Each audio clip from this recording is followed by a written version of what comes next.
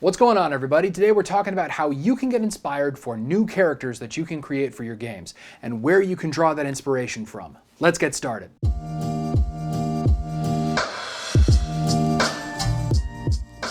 So, inspiration for new characters is something that everybody does differently, but a few days ago on Twitter, there was something that got put up by Kat from Daily Dungeon Delves that really got me thinking about it. Astrology, the elements, yin and yang, music and song lyrics, and some of those things are applicable for how I come up with inspiration for new characters, but some of them aren't. So what I thought might be fun to do today is to give you some ideas for where I pull characters from whenever I'm coming up with new ideas for either NPCs or characters that I'm going to play in new campaigns.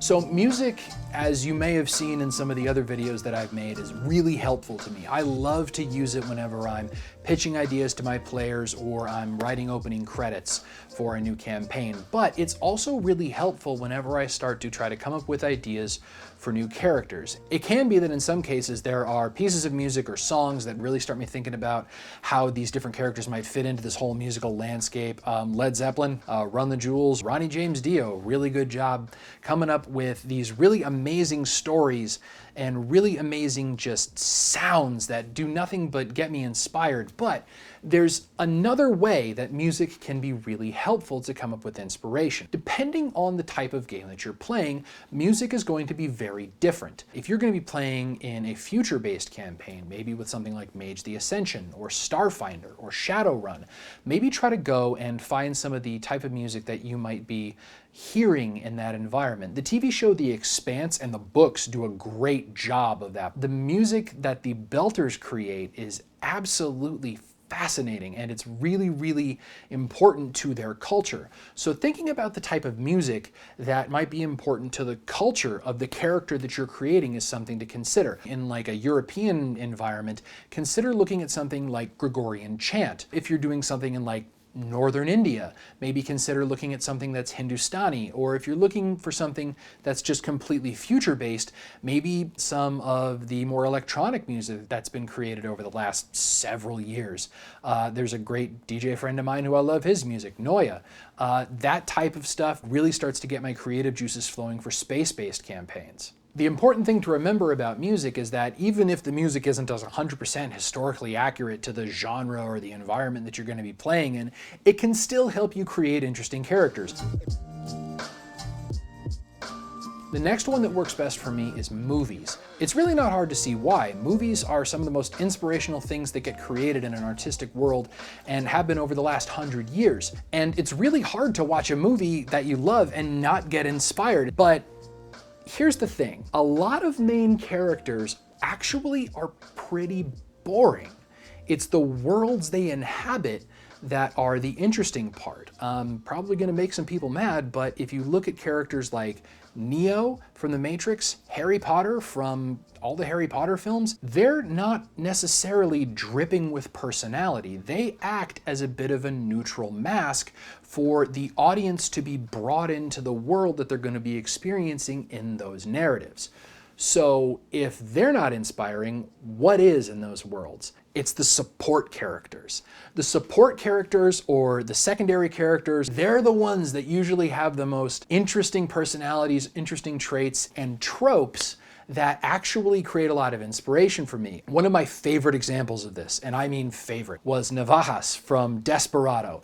Danny Trejo's character in that film is around for like less than 3 minutes, and all he does is throw knives and kill drug dealers. Danny Trejo, other than just being like a fantastic human being, really just chews up scenery. He just walks in, pulls knives out of his belt, and just starts whipping them at him. Antonio Banderas, he doesn't even talk. He's in the movie for less than 3 minutes, but he is so interesting. The first thing I wanted to do after I saw that scene was go out and create some badass knife thrower because he's so inspiring and so different, and you want to know more about him. And I figured that by creating a character around that idea, I could get into that character's head. There's other really good examples too. Good example might be subjective here. The second Blade film, there's this scene where Wesley Snipes is introduced to these characters called the Blood Pack. Spoilers, Ron Perlman plays one of them, and he's awesome because he's Ron Perlman. There's this little brief introduction for all of these characters, and again,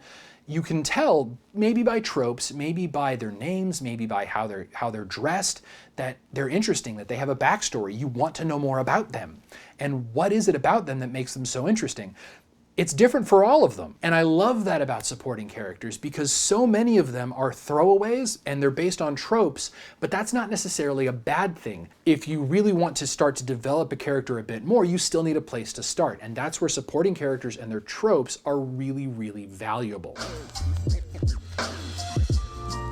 Let's talk about books. What's a role-playing game without a book? Probably a PDF. Hey, the thing I love about books is that they are so inspiring because the characters that they create can have all the time the author wants to really start to develop them and really start to make them interesting. So there are two books, well, one book and one book series, when I think about narratives that people have played off of and that are really just a lot of fun to work with. So the first one is Journey to the West.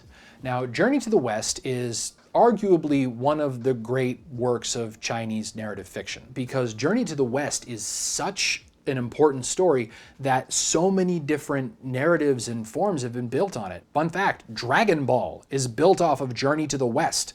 Go find yourself a translation and read Journey to the West. Get it on audiobook, get it at a bookstore, get it at a library, just read it. Because the journeys of Monkey, Sandy, and Pigsy are really, really important. Yes, it's baked into the idea of a religious journey, but at the same time, the journey that they go through is pretty much reflective of any great hero's journey, written way before the idea of anybody trying to identify and codify, in the West at least, what the typical hero's journey actually is. The other book series that I absolutely adore and fully recommend is the Wheel of Time saga, started by Robert Jordan and ended by Brandon Sanderson. Oh look, my cat's here. Come here. You want to say hi to everybody? This is Belle. Belle, you want to say hi to everybody? Meow. Anyway, so let's talk about the Wheel of Time some more. Get out of here. So the Wheel of Time is wonderful because it's huge. It's 14 books and a prequel.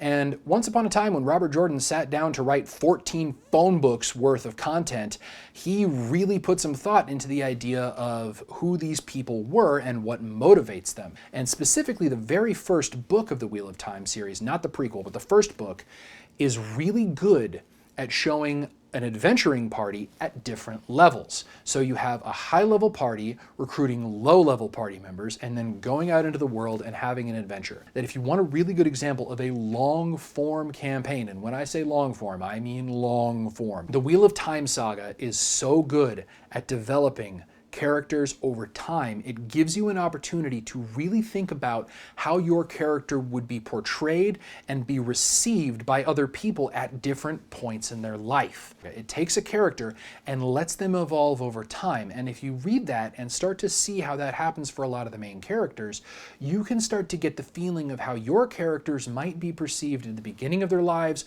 or the beginning of their adventuring career, or at the end of their lives, or maybe in their higher parts of their adventuring career.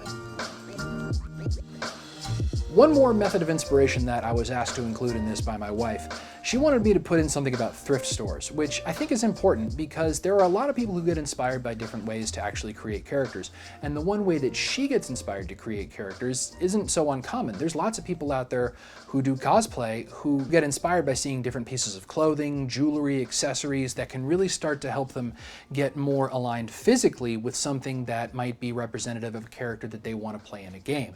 So if you see a dress or a suit or a tie, a pocket square, a hat, goggles, gloves, whatever. And one of the best places to find some things like that are thrift stores.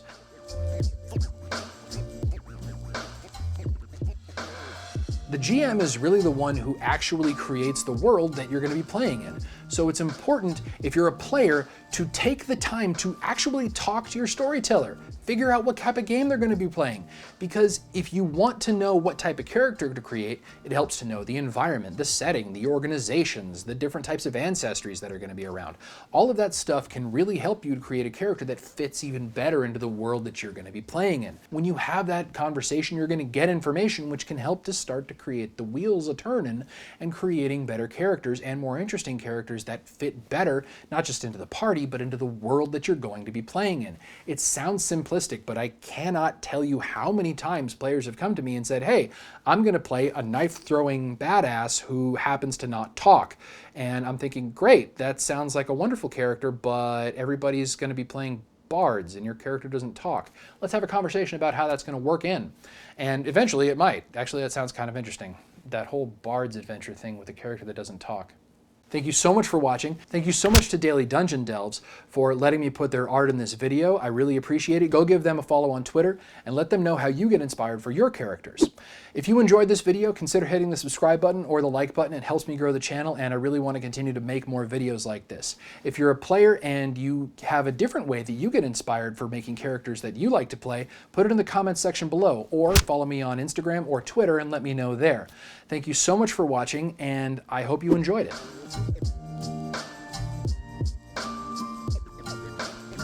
So I wanted to talk about the word should and how disruptive that word can be. The word should generally puts us all at a disadvantage, because think about what it does.